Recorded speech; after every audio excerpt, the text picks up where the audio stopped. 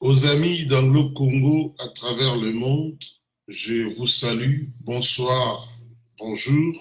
Tout dépend dans quelle partie de la planète vous vous trouvez en ce moment et quelle heure il est là-bas. Mais sinon, mes salutations les plus fraternelles et je vous souhaite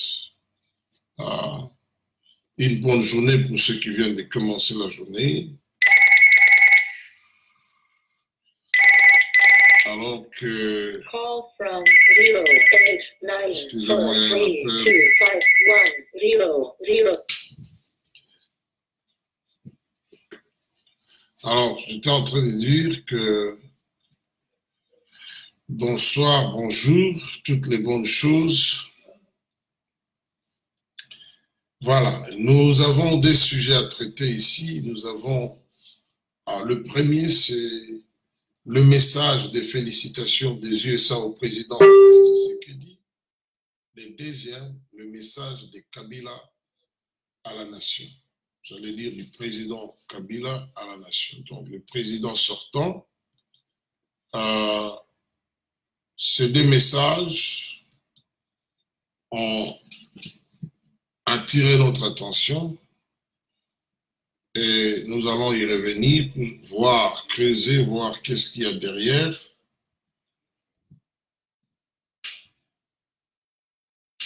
Alors, ensemble, nous allons analyser. Ce sera un peu très ouvert pour que nous puissions vous donner suffisamment de temps de poser des questions, parce que je crois qu'il me reste de faire 3-4 analyses, et puis bon, il y aura un temps mort, peut-être 2 mois. Comme je l'avais dit hier, nous allons seulement commencer à poster, et voilà. Mais la tradition veut que nous puissions reconnaître les 10 premières personnes qui se sont connectées. Nous avons Desmond Kanstutu, Benjamin Zembele, Desmond Messali dit salut, je dis salut, Desmond, fiston de gloire, Jem Kamusunga et Géry, Anthony de son père, Anthony me dit salut, je dis salut mon frère, James, Dieu merci, il dit bonjour Anglo-Congo, bonjour, fiston de gloire, il dit bonsoir Anglo-Congo, il est 22h37 au Canada, waouh, vraiment. 22h37, il est 11h39 là où je suis. Donc, nous allons essayer ensemble d'analyser. Et puis, il y a Kaweba Passamutu, il y a Mimi Diamina, il y a Robert Chimaru Chimanga, Oscar Mutombo Sosa, Oscar me dit bonsoir Ndeko Anglo-Congo, bonsoir mon frère. Révérend Israël Kabea, il dit salut, je dis salut homme de Dieu. Cornerstone SN, il dit bonsoir Anglo-Congo, je dis bonsoir. Kaweba Passamutu, il dit bonsoir, je dis bonsoir. Serge Ndukuma Egebe, 5h30, depuis Université Libre de Kisangani, bonjour Anglo-Congo. Waouh, waouh. Ça me va tout droit au cœur. 5h30, Serge. Et tu es debout pour suivre Anglo-Congo à l'Université Libre de Kisangani, Boyoma. Je vous salue tous là-bas, tous les camarades, tous les Boyomais. Je dis Jambo, Jamboen. Alors, il y a aussi JMK Musuga, j'ai dit salut mon frère.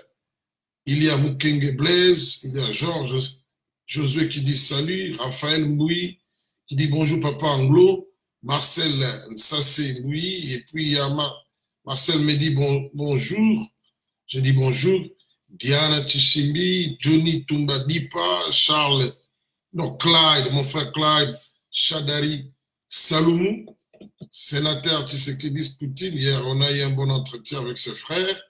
Il y a Bridge Binyanga, il y a Timaro qui me salue aussi, Joël Bomoy, et puis il est Fleur des Dieux, il dit bonjour Ndeko, je dis bonjour Ndeko, Pasteur Jean-Paul Moulumba, et puis il y a Bridge Binyanga qui dit bonjour, je dis bonjour à vous tous, merci beaucoup d'être debout pour certains d'entre vous. Il y en a qui sont au Congo, comme le cas de Serge, mais par souci de comprendre ce qui se passe dans notre pays et amour du pays, vous êtes là branchés.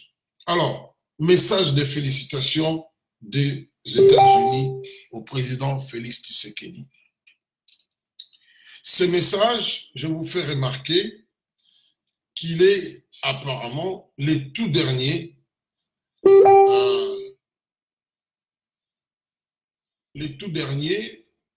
qui est adressé jusque-là au président élu, M. Félix Antoine Tshilombo Tshisekedi, par un pays étranger, et ici, en l'occurrence, ce sont les États-Unis.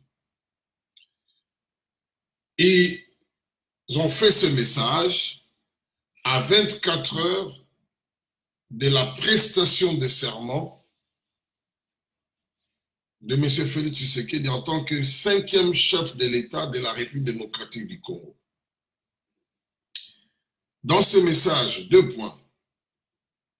Ils ont salué son élection, ils ont félicité le peuple congolais et ils ont demandé à M. Félix Tshisekedi d'être rassembleur. Hein? Je suis en train de paraphraser. De tendre la main donc à d'autres sensibilités politiques. Mais au-delà de ce message qui est diplomatique, protocolaire, appelez ça tout ce que vous voulez, c'est toute une politique qui vient d'être réalisée. Quand les États-Unis ont commencé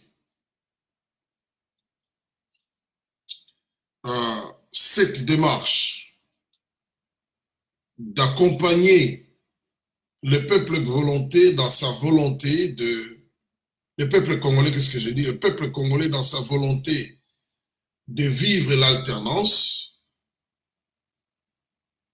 en contraignant le président en exercice, M. Joseph Kabila, aujourd'hui président sortant, de respecter la Constitution. Les Américains s'étaient fixé un cap. Ils avaient dit à la fin du mandat de Joseph Kabila, il devra quitter le pouvoir, cela selon le strict respect de la Constitution.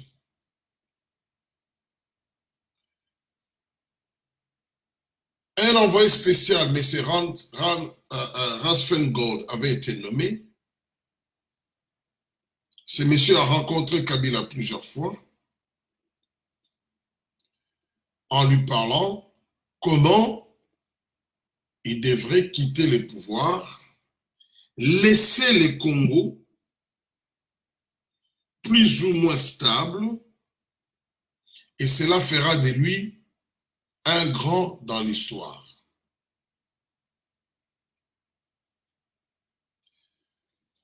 Kabila, dans sa méthode,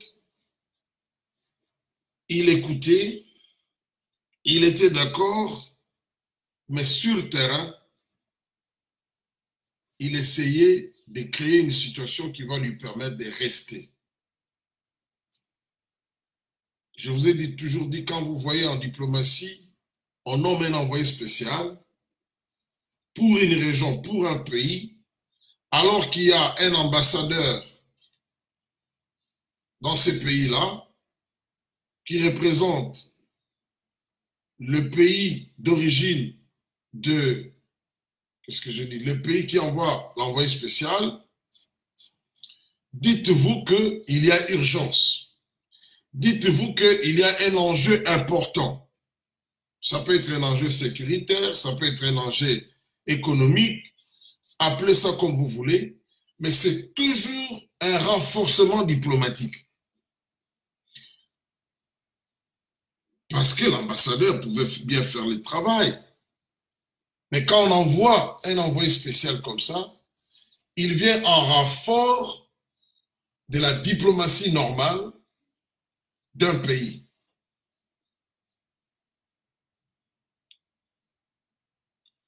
Mais non, Parlons de leur politique.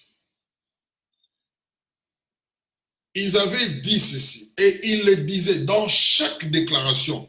Moi qui vous parle, j'ai suivi pratiquement toutes les déclarations de M. Ransfengold, de M. Thomas Perriello. Ils avaient une phrase clé qui ne manquait pas. Transfert pacifique du pouvoir. Parfois, ils disaient transition pacifique. En anglais, ça veut tout simplement dire aussi, surtout dans les contextes américains, quand ils parlent de transition, c'est-à-dire, vous voyez, la période où un président est élu, un nouveau président, et celui qui est à la Maison-Blanche reste en place et prépare l'entrée de celui qui est élu. Pendant cette période-là, il y a transition, et aux États-Unis, ça s'est fait de manière pacifique. Donc, il tenait à ce qu'il y ait une passation de pouvoir pacifique. À un moment donné, je parlais avec un acteur politique de premier rang. Je lui avais dit, c'est noble, c'est très bien, mais apparemment, ce n'est pas réaliste, ce n'est pas faisable. Lui me disait, c'est faisable, mais ça va consommer le temps. Ça va tirer en longueur. Je me souviens encore, je parlais avec un acteur de la société civile là, qui était souvent en contact avec Thomas Perriello. Il m'a dit, ce que tu soulèves là, j'ai déjà soulevé cette question avec Thomas Perriello en lui disant, votre méthode de transfert pacifique du pouvoir avec Kabila, ça ne va pas marcher. Il me dira que non. Les Américains disaient, ils savaient sur quel levier appuyer pour faire exécuter, amener Kabila à se soumettre.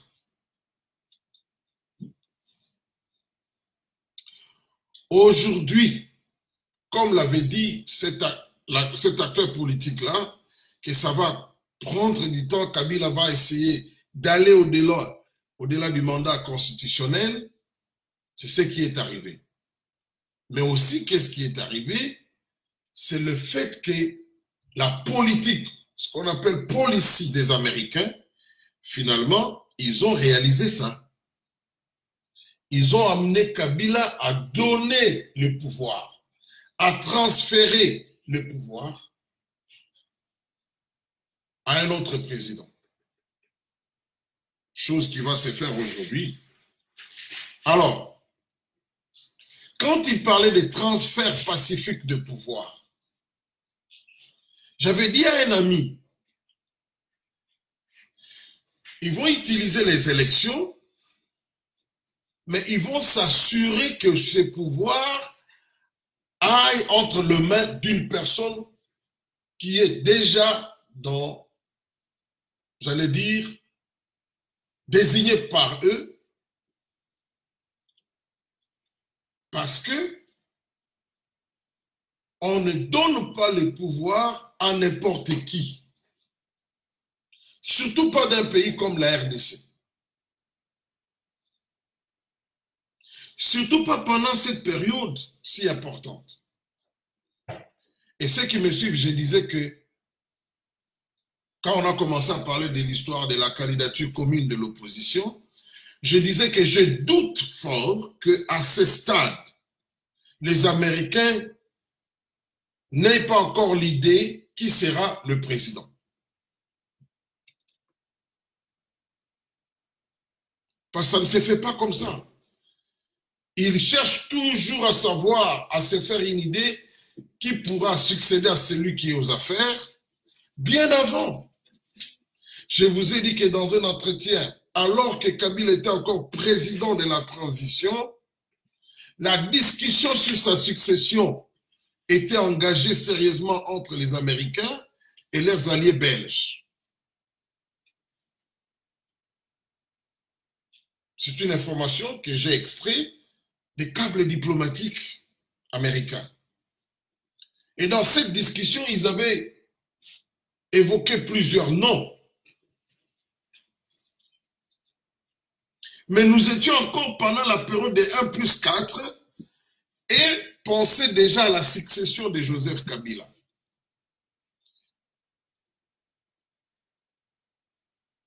Donc je voyais mal qu'on en arrive jusqu'à l'approche des élections et qu'il n'ait pas une idée sur celui qui va succéder à Joseph Kabila.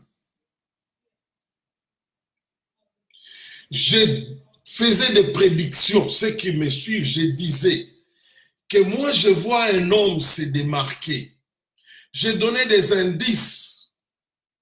Je parlais de Félix Tshisekedi. Une fois ou deux fois, j'ai même dit, à mon humble avis, au regard des éléments que je vois, je pense que c'est lui qui sera le futur président de la RDC. Mais attendons voir. Ce n'est pas, ça c'était avant même que les candidatures soient déclarées, enfin, avant que les candidatures soient déposées à la CENI, bien avant. Je le disais. Parce que j'avais quelques indices, je pouvais comprendre que non. Quelque part, il est dans la course. Ils sont nombreux, mais j'ai l'impression que lui, il a un soutien qui semble beaucoup plus sûr par rapport aux autres au niveau des États-Unis. Ça n'apparaissait pas, du coup, parce que il y avait d'autres candidats qui avaient fait un grand travail au niveau de la communication, qui avaient envahi pratiquement, dans l'exemple de Moïse Katumbi, il avait envahi tous les médias de l'Occident par son lobbying. Et beaucoup de gens pensaient que ça serait lui. Je sais de quoi je parle. En 2015, je suis invité aux États-Unis dans une conférence de Black Caucus, donc des congressmen américains noirs. C'était convoqué par madame la congressiste Karen Bass. Maintenant, pendant la pause, là, on a eu à causer. Et puis j'ai rencontré quelqu'un. À l'époque, M. Félix Tshisekedi faisait des tournées à l'intérieur du pays. J'ai rencontré quelqu'un qui m'a dit quelque chose, ça m'a fait réfléchir. Il m'a dit, les tournées là, ce n'est pas pour rien. C'est en 2015. Non, qu'est-ce que j'ai dit? Oui, 2015, effectivement, 2015. Il était parti au Kassai, le de Kassai, et puis il était parti à Nord Kivu, donc Goma et Sud Kivu. Alors que le feu Étienne Tshisekedi était encore en vue, il était encore en vie, c'est vrai qu'il avait des problèmes de santé, mais je voyais là l'émergence d'un leadership. J'ai commencé à suivre de près. Je suivais aussi les autres. Il y avait aussi des moments où j'avais des doutes, pour dire vrai. Mais en suivant, finalement, les choses commençaient à devenir de plus en plus claires qu'il va jouer un rôle important dans l'avenir du pays.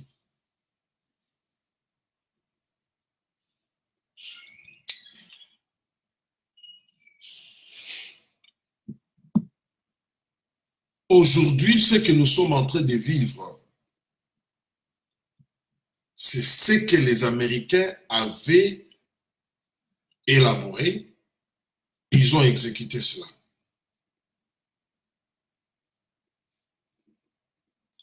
Vous savez, en politique, il y a beaucoup de choses.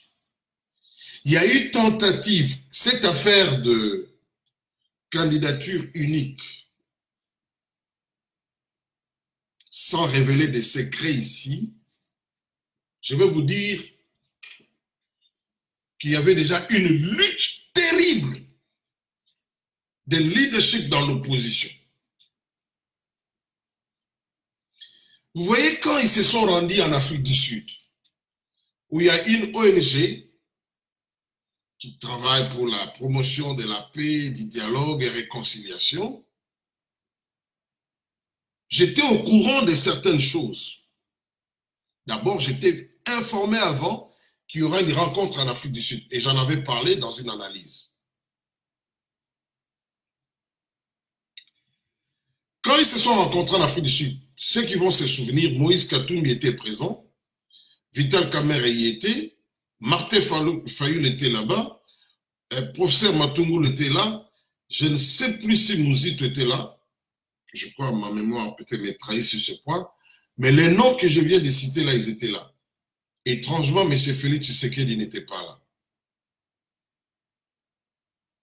Quelques jours après la tenue de la rencontre, quelques semaines même, la ministre sud-africaine des Affaires étrangères va s'en prendre à l'organisateur de cette rencontre. Dans cette ONG, dans le comité, il y a un Sud-Africain qui fut ministre dans le gouvernement de l'apartheid. C'était un blanc. Ce gars était le négociateur principal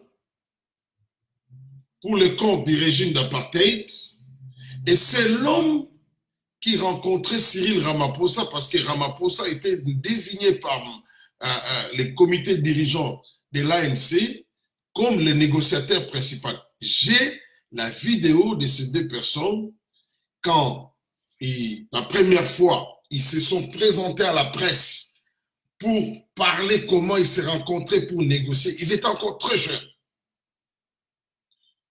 C'est un document, c'est une vidéo que l'on recommande pour tous ceux qui font les études de résolution des conflits. Ils ont expliqué tout ça, comment ils se rencontraient, parfois quand ils venaient, la méfiance qu'il y avait, comment ils sont parvenus à trouver, à se mettre d'accord sur un certain nombre de choses, tout ça.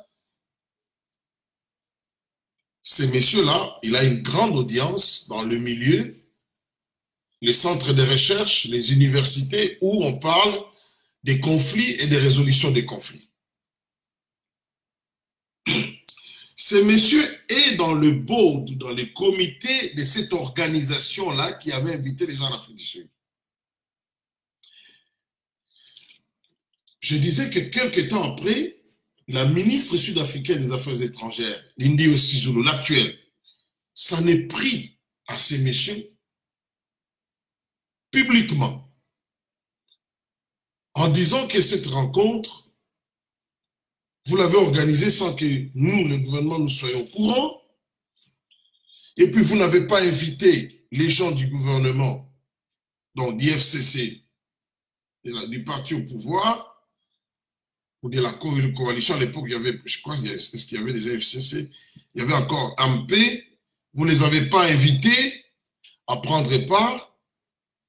Une telle initiative peut mettre en danger, dérailler, le terme qu'il avait utilisé, dérailler les processus électoraux au Congo. Alors j'étais curieux. J'ai dit, mais enfin, elle est la ministre des Affaires étrangères.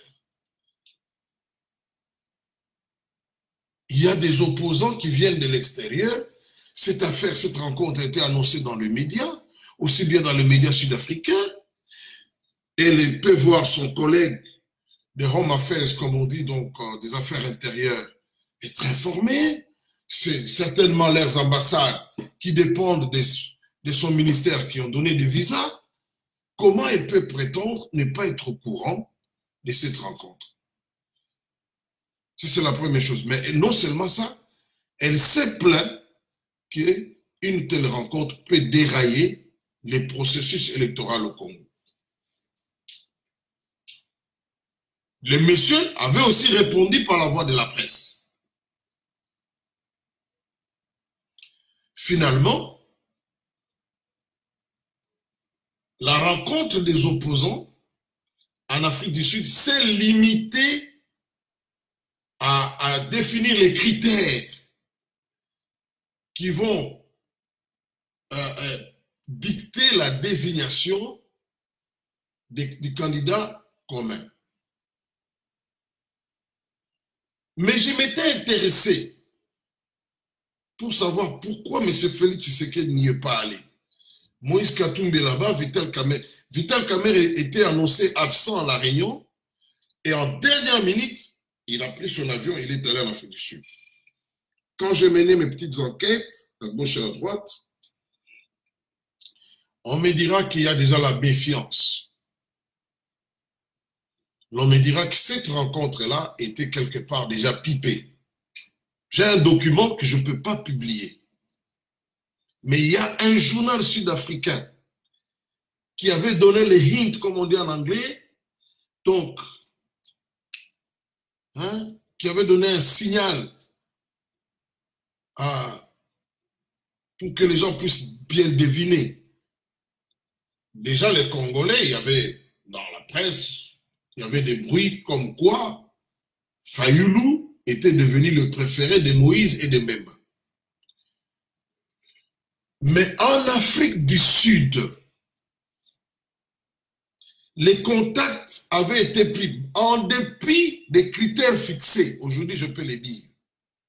Il y avait eu des rencontres à côté où on avait déjà avancé le nom de Fayulu. Fayulu aussi était en Afrique du Sud, voilà.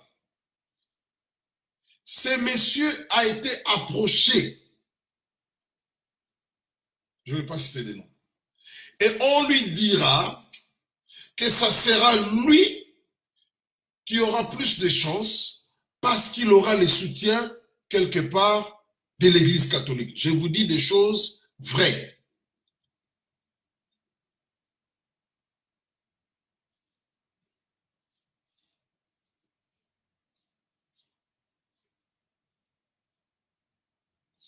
Quand vous entendez, quand on vous parle de... Dès que vous entendez négociation pour parler et que cela va aboutir à un accord, l'accord, c'est quelque chose qui doit être exécuté.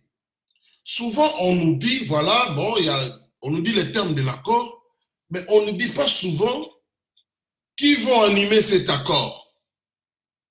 Les négociateurs, quand ils commencent, généralement, ils viennent avec une idée qui va probablement être animateur de cet accord ou qui seront les animateurs de cet accord. Les propos de la Sud-Africaine en disant ça va dérailler les processus électoraux. Je dis mais comment? Tout simplement, ici je suis en train de parler des transferts pacifiques de pouvoir. C'était quoi? Et vous allez vous en rendre compte. Parce que les Américains ont travaillé étroitement avec les pays anglophones, certains pays anglophones en Afrique, avec la SADC, pour que nous arrivions à cette situation. Maintenant, c'est comme ça que quand la ministre sud-africaine a parlé, on a finalement fixé la rencontre à Genève. Parce que l'Afrique du Sud n'était plus bon. Ce n'était plus un bon endroit, selon une tendance. Parce que généralement, quand il y a ce genre de choses, des rencontres pareilles, vous ne savez pas qui est au courant. Les services secrets de ces pays-là doivent tout faire pour être au courant de ce qui se trame en dessous. C'est comme ça que la dame était certainement briefée par les services secrets sud-africains. On lui a dit, ces réunions ici, c'est pour positionner telle personne. Et si la personne dont on cite le nom ne correspond pas, parce qu'entre les États, ce sont les intérêts, si cette personne n'est pas celui que l'on a prévu par un groupe ou bien un État, eh bien, on ne marche pas. Parce que derrière chaque acteur, il y a des puissances qui sont invisibles et qui sont réelles. et qui ne s'affiche que quand les choses sont pratiquement à la fin.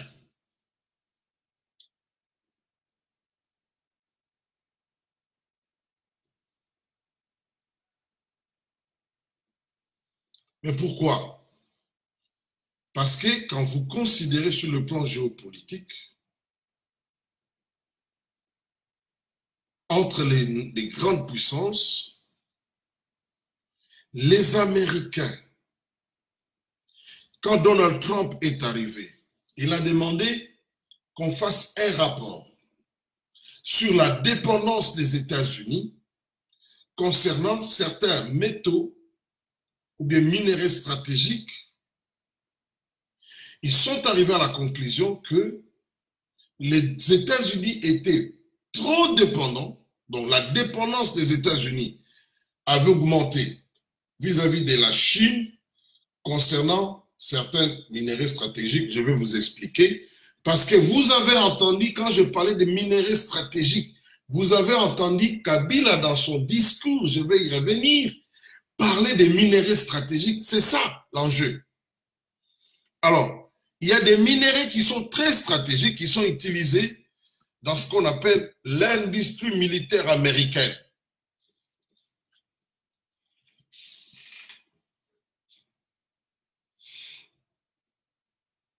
Donald Trump, les rapports existent, hein, je n'invente rien, il est, si vous les cherchez, vous les trouvez sur... Il y a même un article qu'un auteur suisse avait écrit sur ça. Donald Trump a diligenté une équipe pour qu'on lui fasse rapport sur cette situation.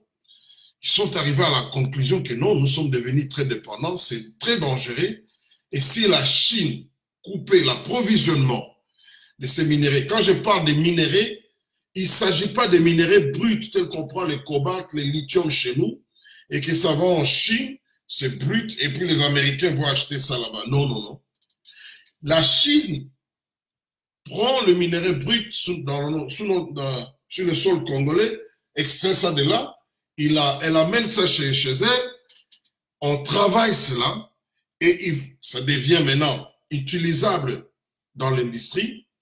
Et la Chine a pour grand client, grand consommateur des minéraux, donc des métaux faits à partir de ces minéraux, les États-Unis. Alors, même certains produits chimiques qu'on utilise dans l'industrie militaire américaine, c'est la Chine qui va trouver des ingrédients à gauche et à droite et fabriquer. Et les États-Unis aussi en fabriquent, mais ils ont trouvé que en grande partie, ça venait de la Chine. Et de ce point de vue, Trump a dit, nous sommes très vulnérables.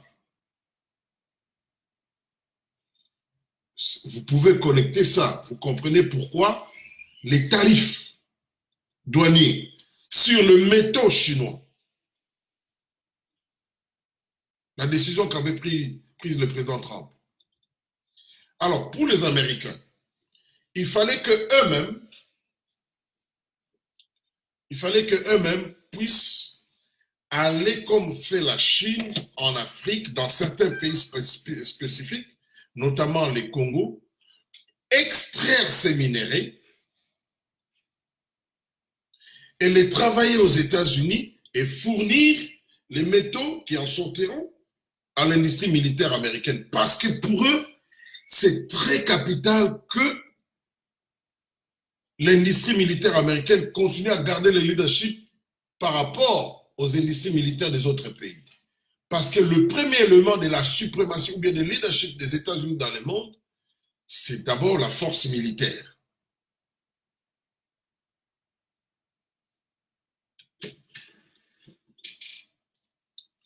Ainsi, suite à une telle compétition, les Américains devraient trouver les voies et moyens de trouver quelqu'un. Et pour le faire, parce qu'il faut passer par les jeux démocratiques, il faut trouver quelqu'un qui a plus ou moins la popularité. Vous allez comprendre, par exemple, quand Moïse Katumbi a quitté, parce que lui avait compris que les Américains s'est préparés à provoquer une alternance. C'est comme ça qu'il a demandé que Kabila lui donne le pouvoir, c'est-à-dire que ça n'échappe pas au PPRD, qui lui passe les bâtons, certainement par des élections pipées, mais or Kabila avait un agenda, il voulait aller au-delà. Mais en même temps, en 2012, j'ai déjà publié cet article 3 fois, Kabila avait tenu une réunion avec ce qu'on appelle des chefs des partis de MP à Kingakati. Il leur avait dit, je vais partir, c'était au mois d'avril, mais je ne vous laisserai pas comme ça, parce que vous avez une carrière politique. Je sais que vous êtes inquiet par rapport à votre carrière politique.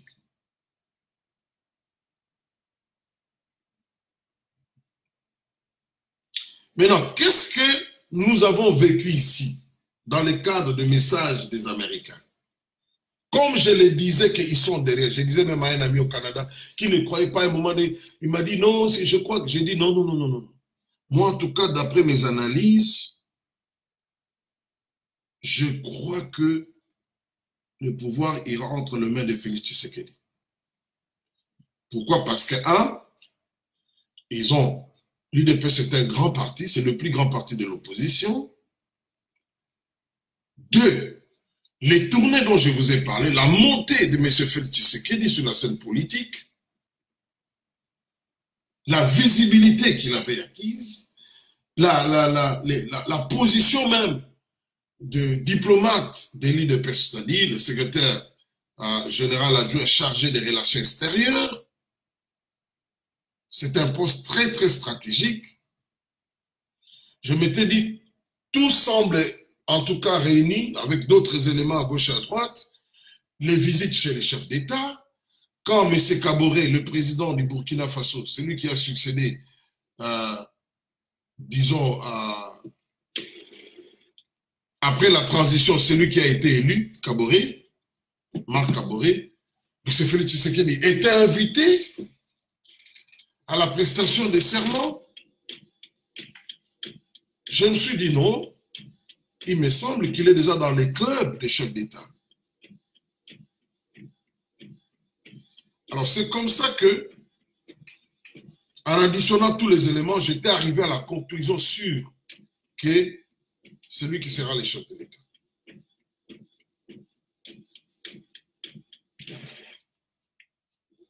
Mais il y a eu une alliance entre lui et Moïse Katumbi. Cette alliance était endossée par les Américains.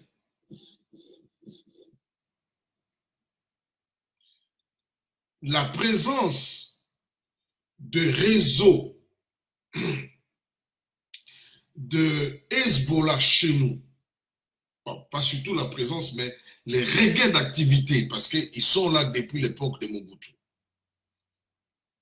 Mais l'emprise maintenant qu'ils ont sur l'appareil de l'État, sur l'économie du pays, sur le minerai, avait fait que les Américains puissent accélérer ce processus d'alternance pour mettre plus de pression. Parce que ça représentait un enjeu économico-sécuritaire pour les Américains. Sécuritaire parce que il y a des minéraux, si les forces qui sont opposées aux Américains mettent la main là-bas, eh bien, la sécurité des États-Unis est menacée. Économique, c'est évident. Quand on regarde la valeur de ce qui regorge les sous-sols congolais, on parle de plus de 24 000 milliards de dollars. En tout cas, cette évaluation, cette estimation est certainement en dessous de la réalité. Donc, il fallait faire vite pour provoquer une alternance, parce que Kabila, sur le plan sécuritaire, en laissant certains minéraux à la portée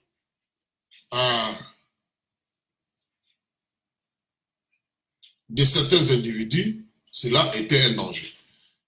Je vois déjà quelqu'un qui me dit que Moïse Katumbi n'y était pas anglo-congo. Je vous recommande de rentrer, à moins que je me trompe, je vous recommande de rentrer dans les archives. Je crois que Moïse Katumbi était en séjour en Afrique du Sud. Alors,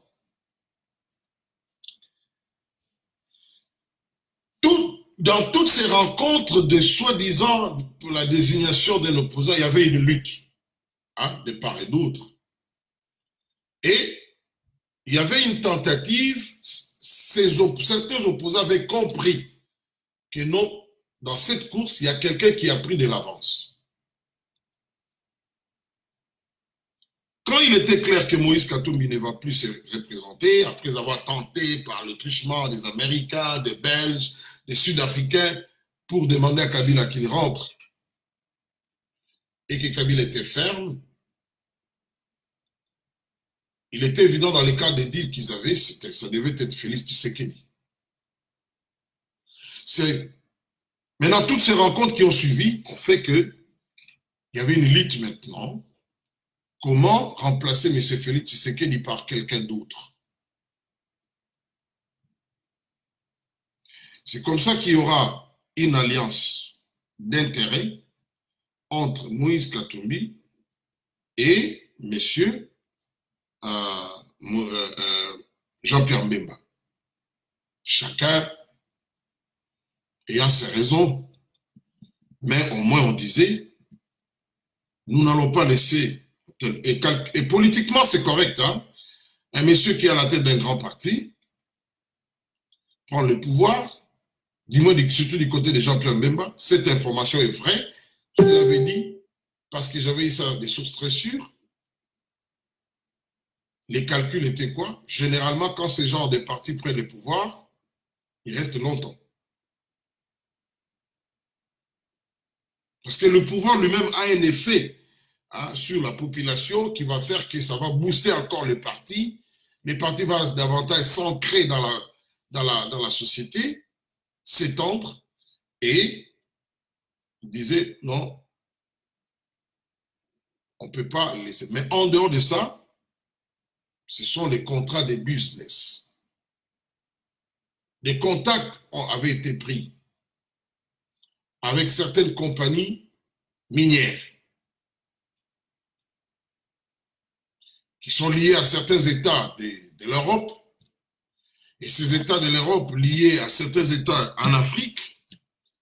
Alors il fallait faire une coalition, et on a trouvé la formule au travers de la fondation Kofi Annan, où les choses étaient bien étudiées jusqu'au détail, où il fallait ne pas appliquer les consensus comme mode de désignation pour en fait qu'on aille aux élections tout en sachant qu'on a préparé les gens pour qu'ils votent dans un sens, pas dans un autre, en opposant ce qui était comme des poids lourds. Tout était très bien. Et c'était quand vous regardez, vous vous dites, en tout cas stratégiquement, c'était très bien fait. Très bien fait. Mais seulement, on n'avait pas prévu les scénarios qu'il y aura un rebondissement.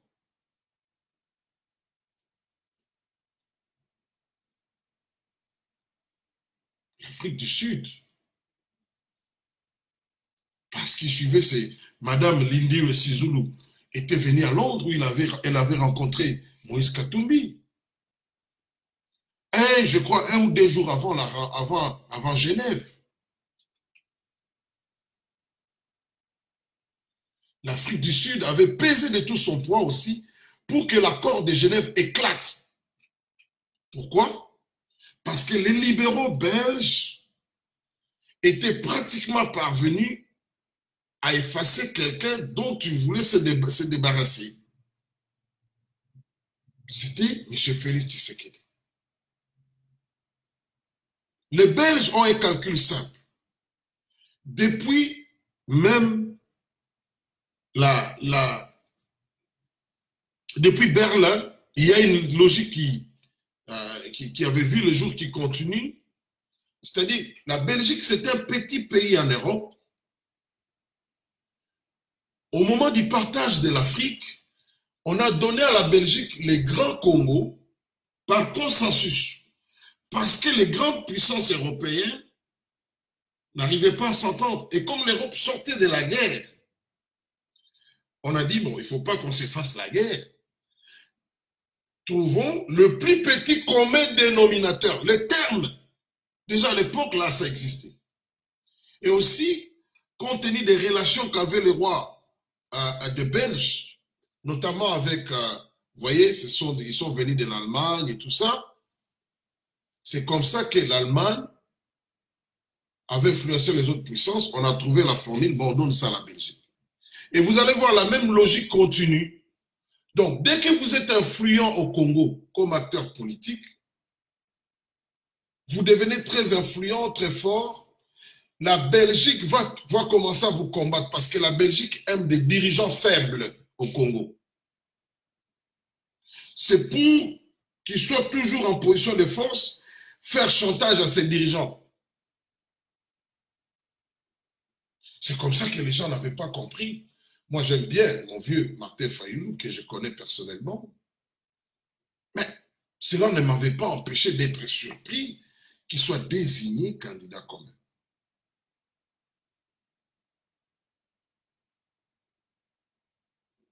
Les calculs étaient qu'ils prennent pendant un temps et puis quelqu'un va venir après.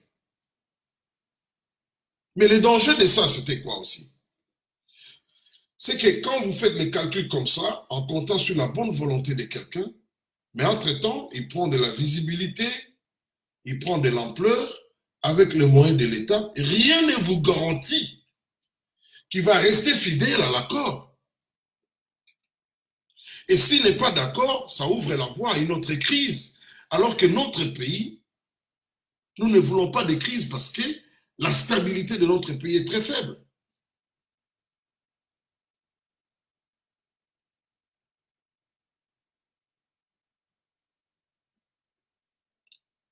Ceux qui sont réellement au courant, papa, ils savent que les calculs étaient déjà faits.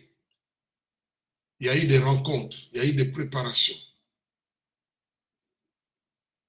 La presse était déjà préparée.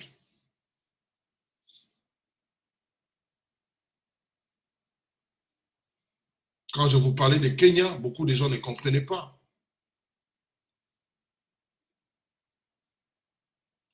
Au centre de tout ça, c'est quoi?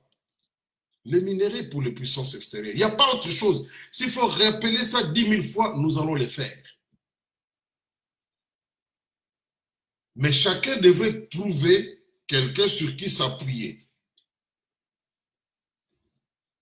Depuis du temps du dialogue, depuis les élections de 2011, le vrai résultat de ces élections avait révélé que l'UDPS était le plus grand parti de l'opposition.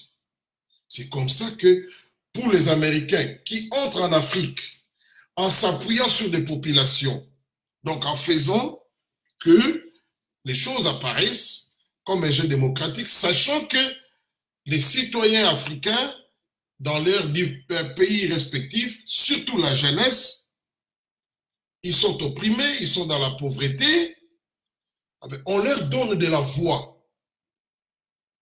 Et au travers d'eux, on provoque ce qu'on appelle regime change, le changement de régime. C'est comme ça que ça s'est fait au Burkina Faso.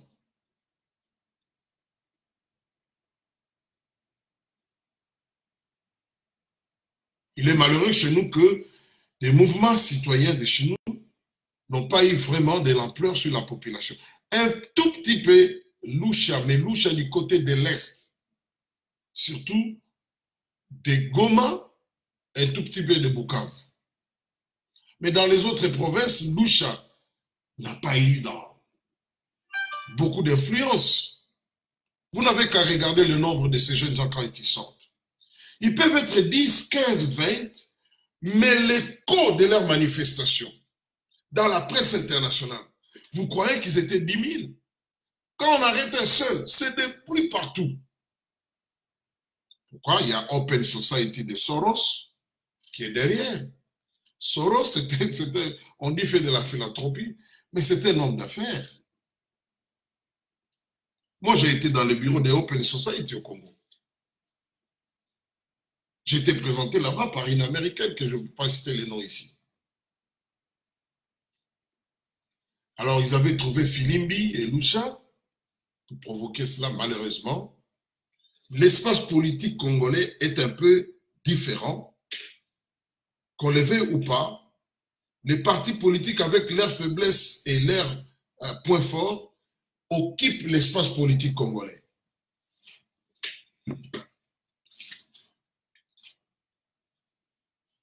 Filimbi, tout comme Loucha, n'ont pas pu vraiment mobiliser comme il se doit. Ils n'ont jamais mis dans la rue des très grandes foules, jamais. Mais vous allez voir par contre, ce sont les partis politiques qui réussissent, quand ils se mettent ensemble, l'opposition, qui réussit à mettre les gens dans la rue, à l'exception de l'Église catholique qui a une capacité de mobilisation certaine.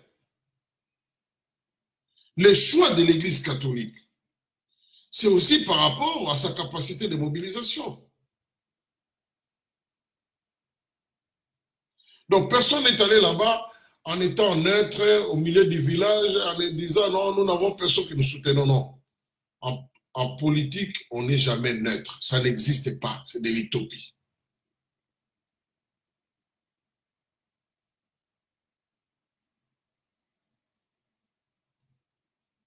Donc, il y a eu cette tentative de dévier, de dérailler les choses, et finalement, la grande erreur que j'allais dire des autres, c'était de pousser les choses jusqu'au point. Vous n'avez aucune idée de la pression qui était exercée sur ceux qui étaient à Genève. Il y avait des coups de fil qui venaient de l'extérieur. Ce n'est pas pour rien, on avait dit qu'on retire les téléphones. Parce que les gens appelaient à gauche et à droite.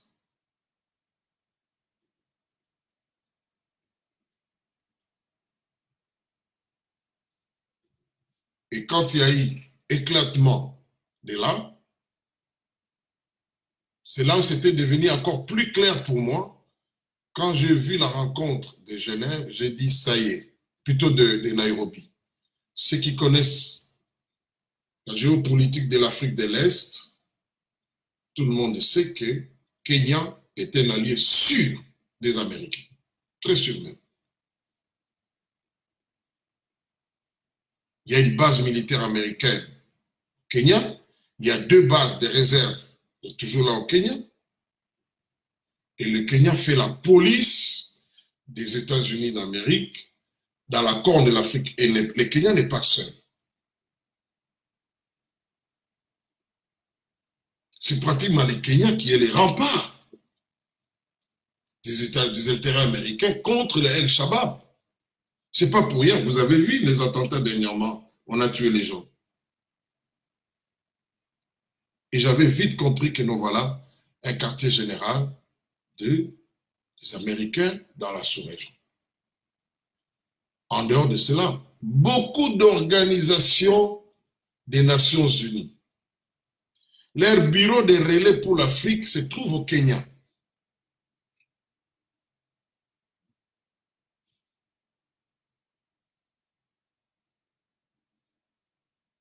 Donc, pour les Américains, pour terminer ce premier point, ils ont atteint, en retard c'est vrai, mais ils ont atteint ce qu'ils avaient prévu, transfert pacifique des pouvoirs. Mais ayant dit cela, le processus, lui, qui a conduit à cela, n'était pas du tout totalement pacifique parce qu'il y a eu des morts, il faut le dire, lors des manifestations, tout ça.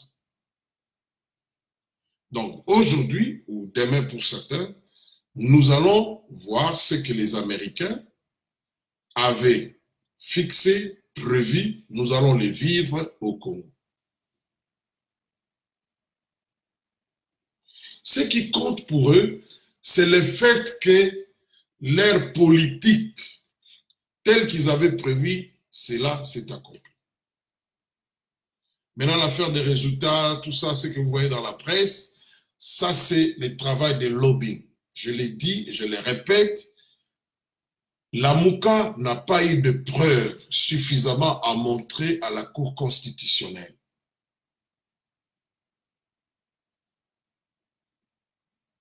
On n'a pas eu assez. Tout comme l'Église catholique. Il y a M. Jean-Jacques Mamba, Dieu merci qu'il a dit. Il a dit ouvertement sur Top Congo que, malheureusement, nous n'avons pas eu assez de preuves pour prouver à la Cour constitutionnelle que donc voilà, nous avons gagné les élections par Martin Fayulu, et que maintenant, si, parce que les chiffres de la CENI étaient différents, c'est à ce moment-là que la Cour allait ordonner les récomptages. On ne fait pas les récomptages parce que vous demandez ça. On fait des récomptages quand vous amenez des preuves qui contredisent complètement et totalement les résultats de la CENI.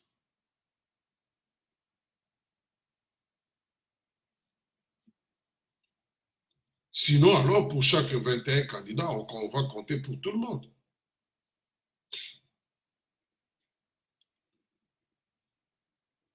Alors, le message du président Kabila à la nation.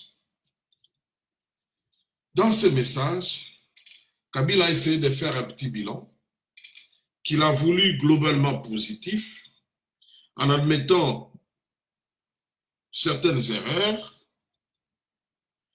mais aussi un discours d'apaisement, un discours d'appel à l'endroit du nouveau président pour qu'il forme une coalition. Il a fait le jeu exactement comme l'on voulait qu'il fasse des ans plus tôt. J'étais en train de dire à quelqu'un qui me dit « Ah, mais M. Félix Tshisekedi n'a pas assez de marge de manœuvre. » Oui, ça c'est vrai. Mais c'est constitutionnel. Quand tu n'as pas gagné au niveau de l'Assemblée nationale, si tu n'as pas une coalition qui est dans ton camp, mais cela ne fait pas de toi moins un chef de l'État. Tu es toujours chef de l'État, mais tu n'es joué que des pouvoirs prévus dans la Constitution pour un chef de l'État. C'est tout. Il a un pouvoir, mais il n'a pas un pouvoir qui va au-delà des pouvoirs constitutionnels qui lui sont reconnus dans les contextes où il n'a pas la majorité au Parlement.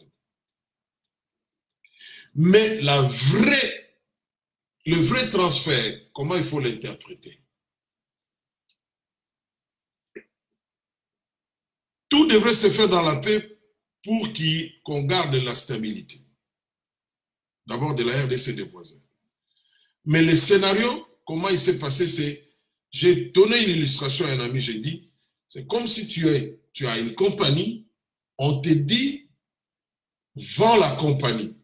Mais tu te soucies des gens qui travaillent dans ta compagnie parce que tu te dis, les nouveaux acquéreurs risquent de licencier beaucoup de gens.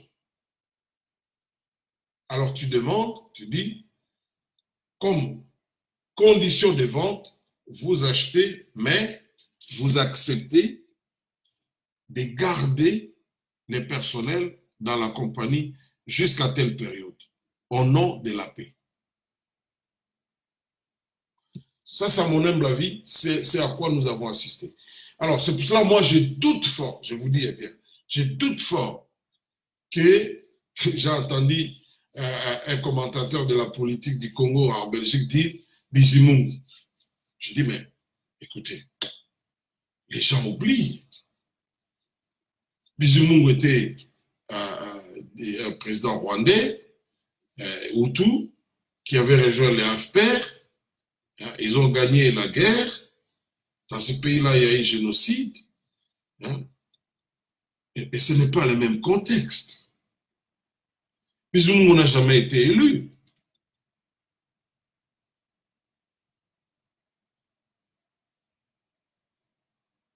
Jamais. C'est un pouvoir militaire. Et puis en plus, le Rwanda n'est pas le Congo.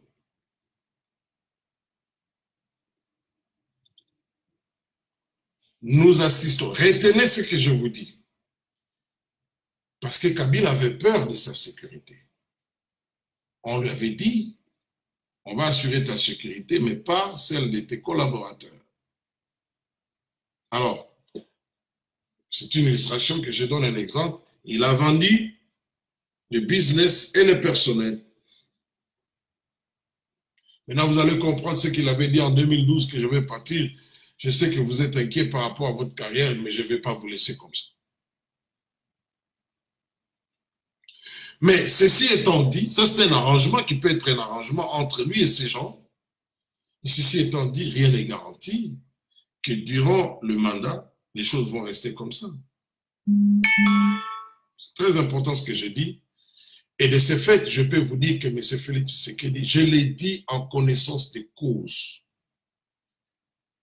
La RDC vient d'avoir un autre président qui, à mon humble avis, il sera grand. Ça ne sera pas une marionnette. C'est vrai qu'il y a des dispositions qui sont prises comme ça pour essayer un peu de...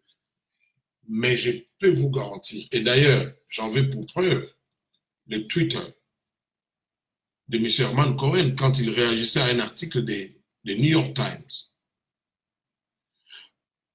Ce que nous sommes en train de vivre aujourd'hui, c'est au fait comme si Mobutu est venu au pouvoir. Mais seulement Mobutu était venu au pouvoir par un coup d'État. Mais ici, c'est par le truchement des élections. Pourquoi je dis comme Mobutu? C'est pas par rapport à la dictature, mais par rapport à l'influence dans la sous-région. Mobutu était puissant parce que c'était un allié des Américains pour appliquer leur politique dans la sous-région contre la menace venant de pays de l'Europe de l'Est, particulièrement de l'URSS. Retenez ça. Aujourd'hui, j'ai le courage d'affirmer certaines choses parce que ceux qui me suivent depuis un certain temps, vous allez vous rendre compte que beaucoup de choses que nous avons dites, pas toutes, parce qu'une analyse, c'est aussi l'exercice de faire des projections à partir des éléments du passé et du présent. Alors quand vous faites ces prédictions-là, ce n'est pas une prophétie. Je vous avais dit, par exemple, que Stratford avait dit dans l'avenir, la politique du Congo va connaître deux acteurs politiques majeurs, Félix Tshisekedi et Moïse Katumbi. Ça, c'était bien avant qu'ils ne signent un deal aux États-Unis ensemble.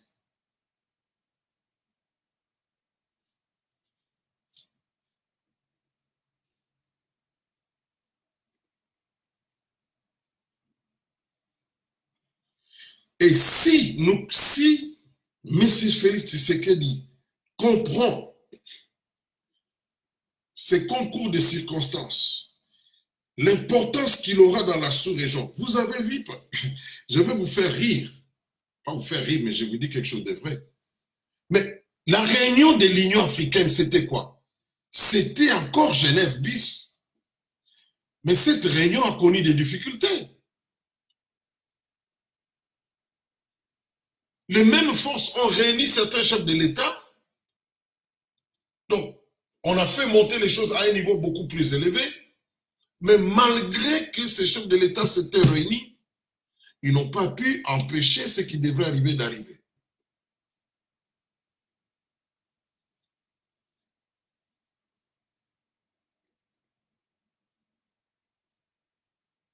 Nous sommes partis,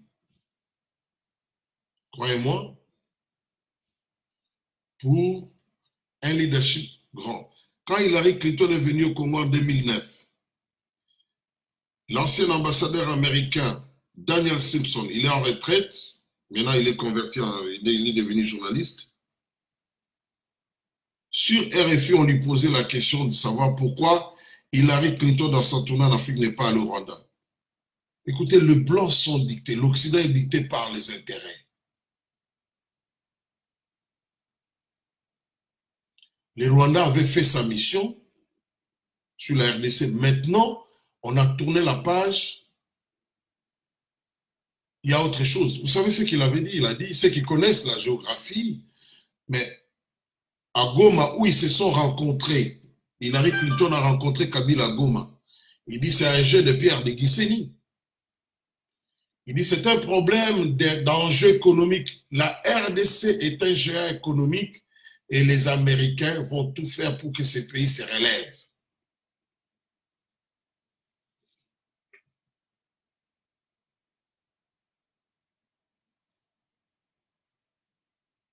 Donc, avec ça, nous sommes en train de récupérer notre place. Et regardez, mettez de côté tous les commentaires que vous entendez, gauche. Regardez comment l'Union africaine, comment la France s'est agitée, comment les Belges. J'ai posé la question à un ami, j'ai dit, vous voulez me dire que la France, quand maintenant a félicité M. Tshisekedi, elle a reculé devant M. Tshisekedi seul. Si les Congolais ne le comprennent pas pour le moment, alors nous risquons de rater une grande opportunité. Kagame dont on parle aujourd'hui, sans les Américains, Kagame serait comme le président, je ne sais pas, de Gambie. Il serait comme le président du Bénin.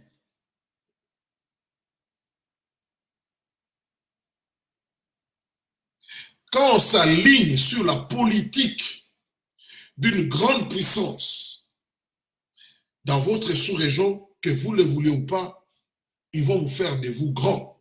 C'est comme ça que Mobutu était devenu grand.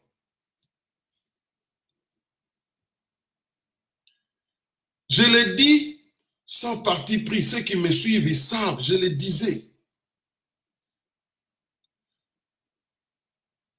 Les Américains, ils ne disaient rien. Mais c'est eux qui faisaient tout en dessous. Les Belges se sont cognés, les Français, tout ça, tout le monde.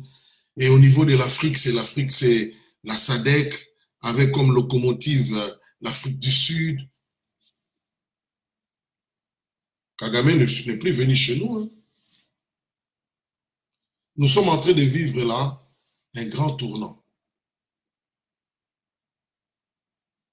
Il ne s'agit pas des histoires, oh, Aza marionnette. Moi, quand je regarde, je dis, mais, oh, bah, vous pensez que Kabila, s'il avait un seul instant le moyen de rester au pouvoir, il allait choisir quelqu'un dans l'opposition pour le plaisir? Vous savez les risques de laisser le pouvoir, ce qu'il comporte, parce que les gens parlent de Poutine et Medvedev. Est-ce que la RDC, c'est la Russie?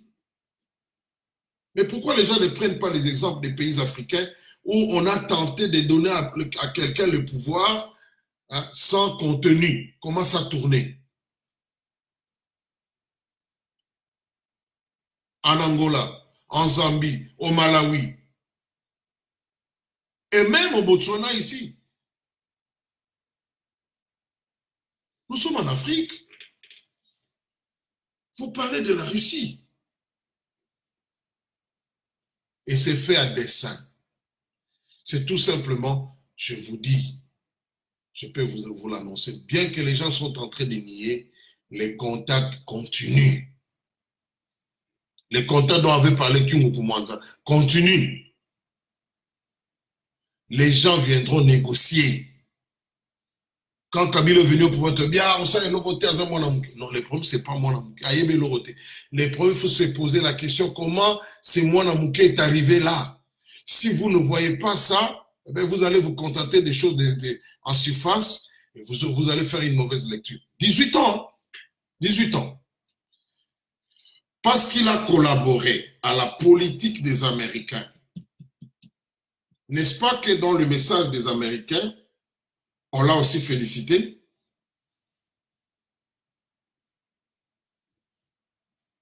C'est comme ça que M. Félix Tshisekedi avait dit, il est un partenaire pour l'alternance. Partenaire pour l'alternance, c'est-à-dire il travaille pour l'alternance.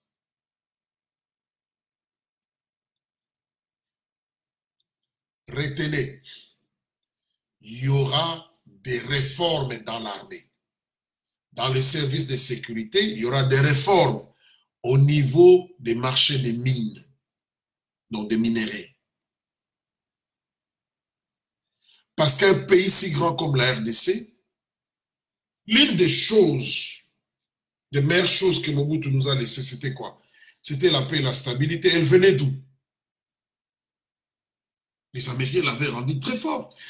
Kinshasa était la ville qui avait le plus grand centre, qui était le plus grand centre, ou bien antenne de la CIA en Afrique en ce moment-là.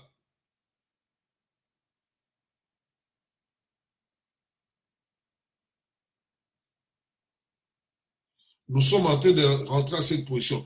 Et si nos acteurs politiques comprennent, les leaders, quand vous êtes devant un tel concours de circonstances, votre peuple peut profiter. Au point que quand les choses vont changer, de vous-même, vous devenez influent dans la sous-région et les Américains et les autres puissances seront obligés de continuer à faire le jeu avec vous.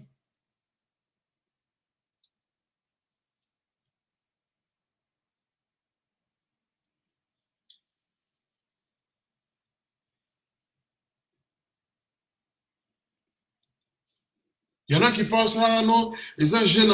Bon, évidemment, parce qu'il y a des gens qui sont dans la politique, hein, ou bien des gens qui étaient dans la course.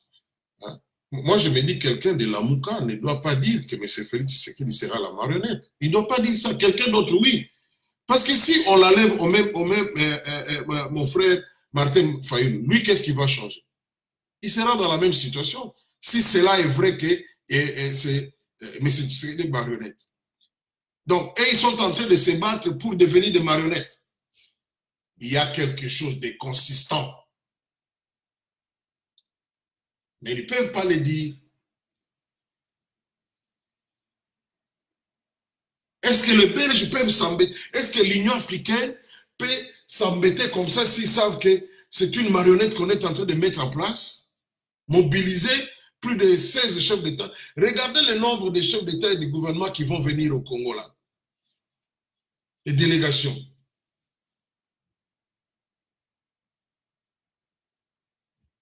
Mais en 2011, quand Kabila avait frauduleusement gagné les élections, il n'y avait qu'un seul chef de l'État. J'ai dit un seul, Mugabe. Même pas Sassou Nguesso de Brazzaville, ou s'il entre dans l'hélicoptère, 10 minutes après, il est au palais de la Nation.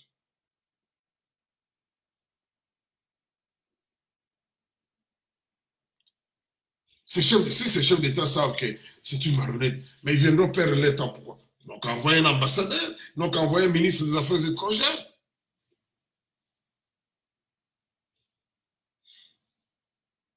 Je dis ceci pourquoi?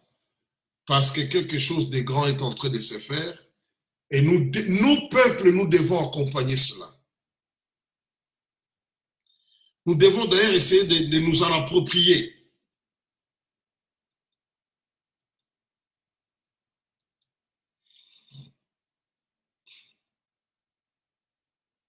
Mais si on reste dans des discussions stériles, inutiles, non, et Bizimou, j'ai dit, mais d'abord, pour parler de Bizimou, on parle de l'histoire des FPR, parle de tous les contextes.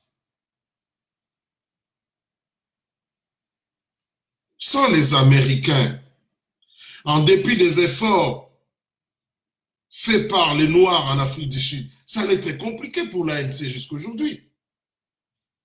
Quand vous avez une puissance mondiale comme ça, pour des raisons de leurs propres intérêts, il faut toujours les dire, mais qui devient votre allié par le concours des circonstances, mais écoutez, prenez de la hauteur, comprenez ce qui arrive, participez.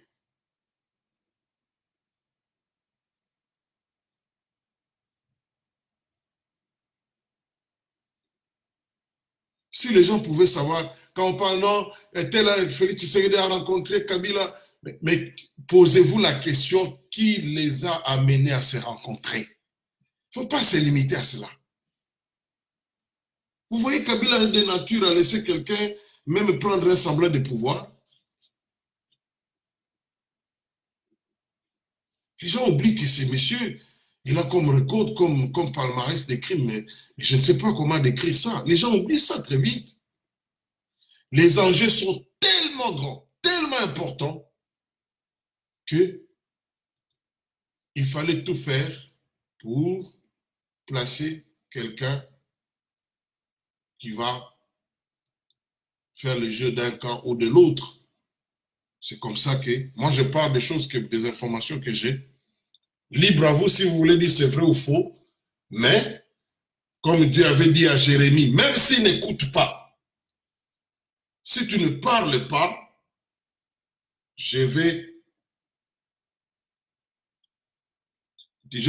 leur sang va tomber sur toi et je vais te juger. Je sais qu'il y a des gens, mais plus nous allons parler, plus les choses vont se réaliser.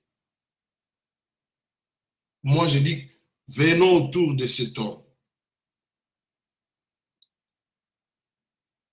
Bâtissons ce pays, accompagnons-le pour que le pays se relève.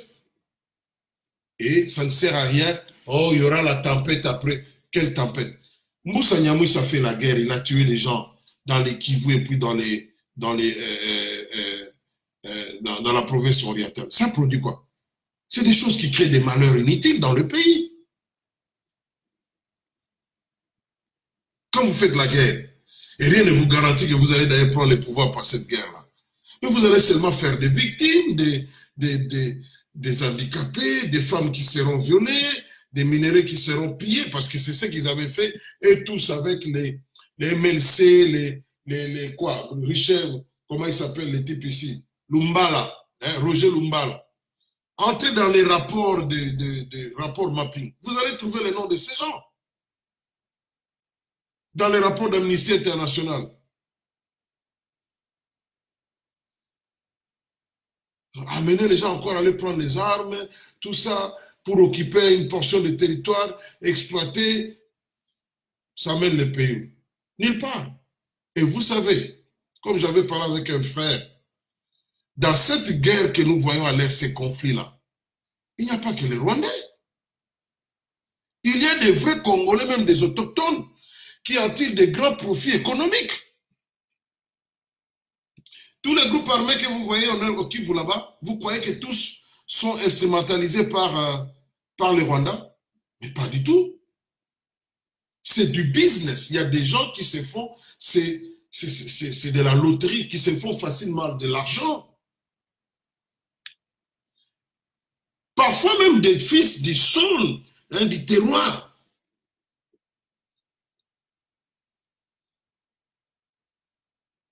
Qui ont des groupes armés et qui ont des portions de terre qu'ils occupent ou ils exploitent. Le Rwanda a certainement des groupes que lui aussi instrumentalise, mais même les groupes-là, les autres qui ne sont pas sous la dépendance du Rwanda, mais des Congolais, des acteurs, des leaders politiques de coin ou bien d'un général basé à Kinshasa, ils sont là en train d'exploiter les minéraux. Ces gens-là n'aimeront jamais qu'il y ait la paix. C'est devenu pour eux du business.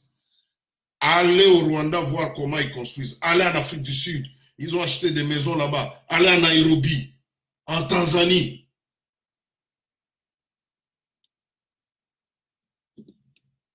Ils manipulent des jeunes gens au nom que comme quoi ça c'est notre terre. Prenez les armes et battez-vous. Ils exploitent les minéraux, mais entre-temps, la vie de la population est misérable. Kabila a fait ce jeu-là aussi. Moi, je dis que ce changement doit se faire, surtout à l'Est. Il faut qu'on arrête cette histoire. Même si vous êtes fils du terroir, allez, vous participez. Hein. Tous ces gens-là sont impliqués dans le trafic d'or, venant des portions de terre occupées par des groupes armés qui leur sont alliés.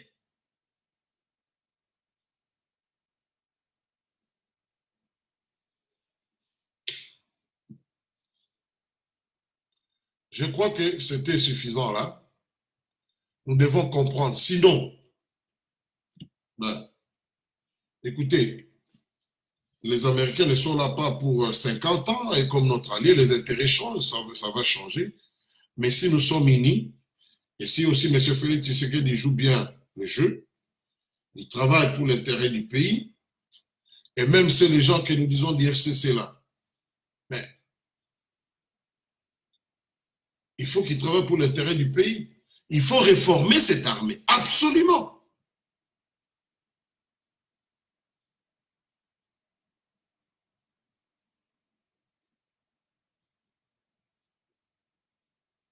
La Chine n'est pas une démocratie, mais tout le monde crée l'armée chinoise. La Russie n'est pas vraiment une démocratie à proprement parler, mais tout le monde crée l'armée russe. L'Angola, ce n'est pas une démocratie. Mais qui dans la sous-région n'a pas embêté l'Angola militairement? Moi, je crois qu'en dehors de la réconciliation, il faut la réforme de l'armée. Elle doit être là. Surtout, vous savez, c'est parfois, ça fait mal. C'est Kabila, parce que Kabila était aux affaires. C'est lui qui dit que nous avons des ennemis qui cherchent des minerais stratégiques. Je vous avais dit, moi, j'ai les documents du gouvernement américain sur le minerai qui se trouve au Congo. Tous les minéraux, province par province, et les minéraux stratégiques dont les Américains ont besoin. J'avais dit ça aujourd'hui, vous entendez Kabila parler de ça. Et c'est Kabila qui vient nous donner la leçon. Au fait, qu'est-ce qu'il a fait? Il a eu des problèmes avec des gens avec lesquels il était engagé dans le business. Certains sont des expatriés, d'autres c'était des gens que lui avait fabriqués comme des acteurs politiques à leur donnant des postes. Maintenant, ces gens-là se sont retournés contre lui en s'associant à certaines compagnies minières. Ils se font maintenant. Maintenant, Kabila vient avec un discours nationaliste, vient avec des mesures qui, apparemment pour l'intérêt du peuple, dans l'histoire des taxes sur le minerai. Mais s'il ne s'était pas brouillé entre eux, Kabila ne viendrait pas avec un discours nationaliste, il n'allait pas augmenter la taxe sur le minerai, parce que tous bouffaient ensemble. C'est quand les États-Unis ont finalement décidé de voir clair dans cette affaire, parce qu'il y avait aussi des forces alliées à l'Iran et à travers Hezbollah, finalement, ils sont venus pour dire, bon, écoutez, bon, il y a aussi le fait qu'ils donnent beaucoup d'argent à la MONUSCO, et puis, bon, il y a toujours des troubles. Ils disent, mais ce pays produit beaucoup d'argent par les minéraux, nous voulons voir clair. Ah, il y a des contrats qui ont été signés sous la table, où ce sont les individus qui profitent. Les Américains ont coincé Glencore. Et Glencore était obligé de dénoncer M. Dan Gettler. Donc, Kaboli, Kabola. Sinon, ils allaient rester ensemble. Maintenant, Kabila, lui,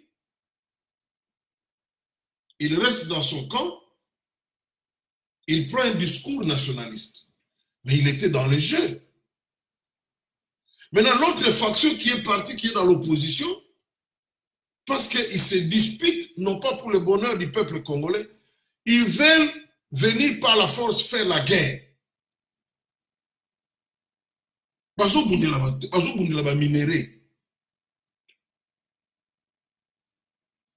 Maintenant, quand ils vont faire la guerre, c'est tous au nom, ah non, il n'y a pas eu de transparence, il n'y a pas eu... Mais quand on vous dit présentez les preuves si vous avez gagné, vous n'en avez pas.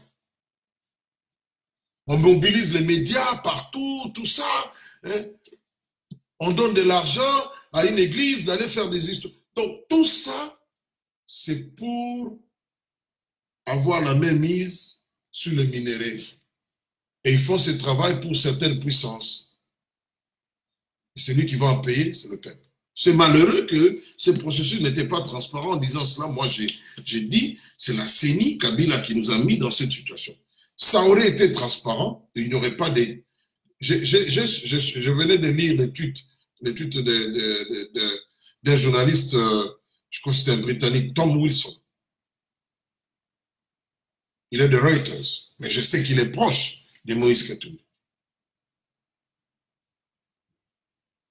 Il est rentré au Congo, il dit quoi? Il a eu une discussion avec un groupe d'intellectuels congolais qui, eux, ne croient pas que M. Fayulu avait gagné. Donc aujourd'hui, personne ne peut dire, et c'est ce que j'ai dit, Jean-Jacques Mamba de MSC l'a dit, les choses ont été faites de telle sorte que, bon, qui a réellement gagné? Même la CENI ne peut pas le dire. Au faute de cela, M. Kabila est parti. Venons, même s'il va rester influent dans le cadre de la Constitution au travers de sa famille politique, mais je peux vous dire que c'est une compagnie que l'on a vendue avec les personnels. Le type s'est retiré, mais il avait peur de ces gens.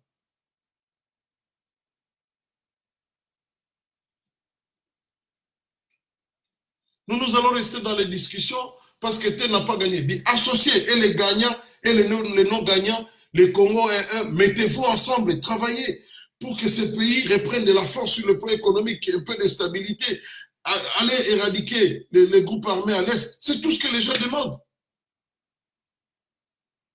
Parce que personne d'entre vous ne saura dire que non, il a gagné ou il n'a pas gagné.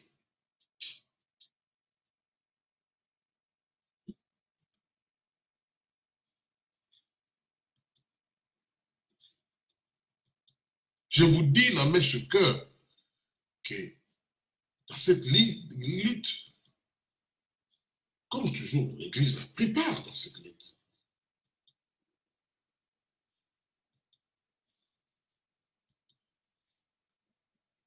Moi, je connais un prêtre de l'Église qui a rencontré des responsables d'une compagnie minière, je ne vais pas citer des noms, un prêtre de l'Église de haut niveau, du Congo, là, qui est allé rencontrer les mêmes compagnies minières dans un pays, et comme l'avait fait un acteur politique qui était passé par là.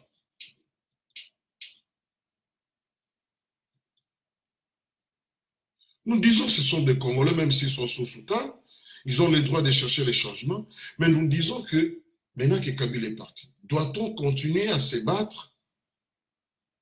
Les Français même ont compris, très réalistes, les Belges ont compris, bon, c'est fait, Longibiso, anglophone, tout ça, bon, écoute, bon, on prend note. Hein?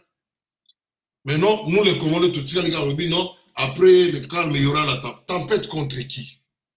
Vous allez, venez travailler ensemble, vous allez tuer des gens inutilement. Pour des intérêts personnels. Après, vous allez dire, ah, Rwandais, oui, Bomaka. Mais dans ma cambouille exploitation va minérer. Il n'y a pas que des Rwandais. Groupe armé au Bomarakuna, il n'y a pas que des Rwandais, c'est faux.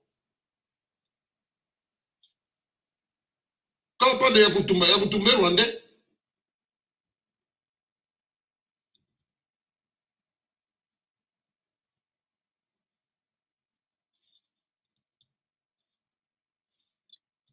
On avait fait une enquête sur les maisons construites à Goma, des très belles maisons, que les ONG louent. Mais qu'est-ce qu'on a trouvé? Ces maisons-là, ceux qui les construisent, ce sont les gens qui ont des groupes armés, qui exploitent certaines portions de terre où il y a des minéraux. C'est eux qui construisent. Et les ONG qui viennent assister la population victime de ces troubles-là, louent dans les maisons. C'est comme si ils venaient aussi alimenter cette machine-là de tueries.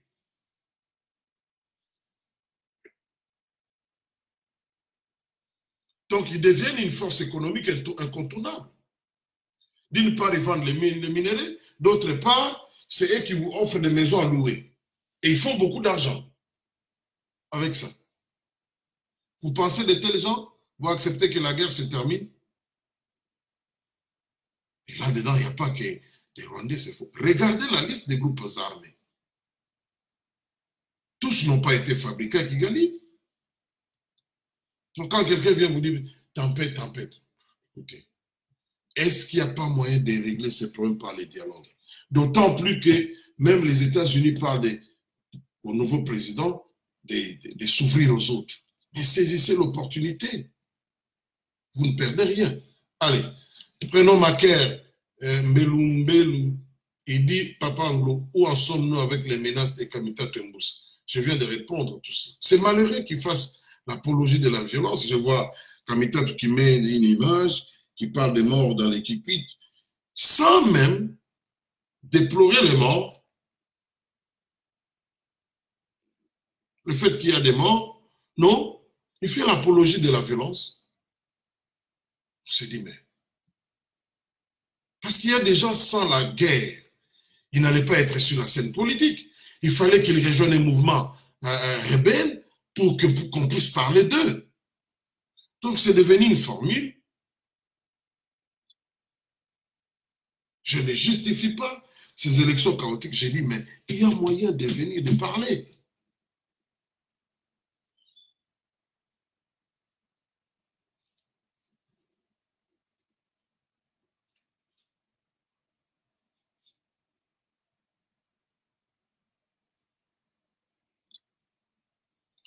Mais c'est network quand il dit, partons pour ton information, les facilitateurs de l'accord de Genève, M. Alain Dos, celui qui était chef de la MONUSCO au Nord Kivu lors de la guerre de CNDP. Non. Je sais qu'Alain Dos était à la tête de la MONUSCO, ça je sais. À l'époque, Monique, je sais ça. Alain Mouteba dit, avec l'élection de Félix Tshisekedi, l'Église catholique se verra baisser sa capacité de mobilisation. C'est malheureux que, bon, quand nous parlons de l'Église catholique, nous devons aussi, parce que là-dedans, il y a des divisions. Hein. Parlons de la Cinco, c'est malheureux que certains évêques sont devenus très politiques. Je sais, bon, je ne suis pas naïf, l'Église catholique a toujours été impliquée dans la politique. Mais il y a des moments où ils ont fait des mauvais calculs. Par exemple, au Rwanda, pendant le génocide, l'Église avait pris position et c'était une position qu'il n'avait pas honorée. Donc, ils doivent faire très attention. Moi, je pense qu'ils doivent contribuer à rapprocher M. Félix Tshisekedi avec les autres acteurs politiques de l'opposition. Et je suis en train de chuter, je vais prendre quelques commentaires. L'attaque est imminente, c'est inévitable, croyez ou non, c'est une autre forme de faire de l'argent selon quelques multinationales. Ça, c'est Justin Yaouma. Oui, tu as raison, ça je sais. Je vous ai dit, par exemple, je continue à le dire, qu'il y a eu des gens qui ont traversé venant de Brazzaville avec armes. Je continue à le dire.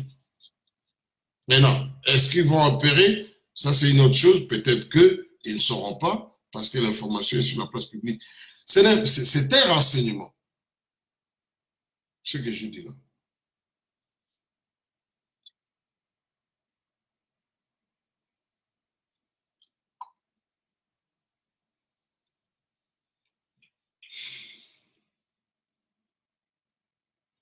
Justin Yaoum a dit, les deux seigneurs de guerre sont prêts à déclencher une guerre, une rébellion, quand ou comment. Ça, je sais, Justin, j'en ai parlé bien avant. Je disais qu'il y avait des gens au Nord Kivu.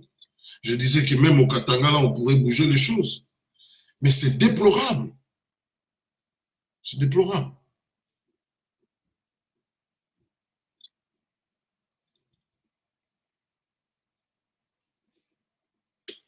Voilà, je vous laisse. Merci beaucoup. Donc,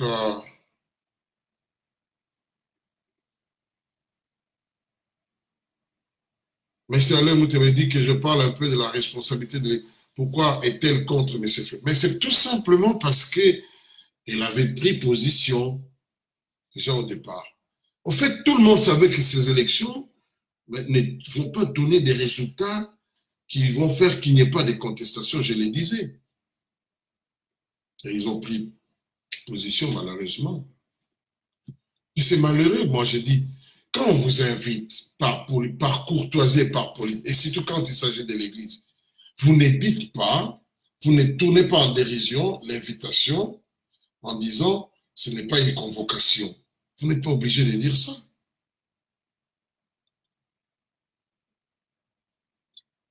Parce que nous espérons l'Église jouer un jeu. Mais quand vous dites ça, un jeu pour réconcilier, mais ça sera difficile que l'Église joue ces jeux-là. Parce que vous prenez position pour un camp. Allez, bye bye. Que Dieu vous bénisse. Continuons à prier pour notre pays. Continuons à prier pour les nouvelles autorités, notamment M. Félix Tshisekedi et celui qui sera le Premier ministre, les responsables de sécurité, la population, celle qui est victime. Continuons à prier jusqu'à ce que, et continuons à agir jusqu'à ce que nous verrons la lumière. Que Dieu vous bénisse. Bye.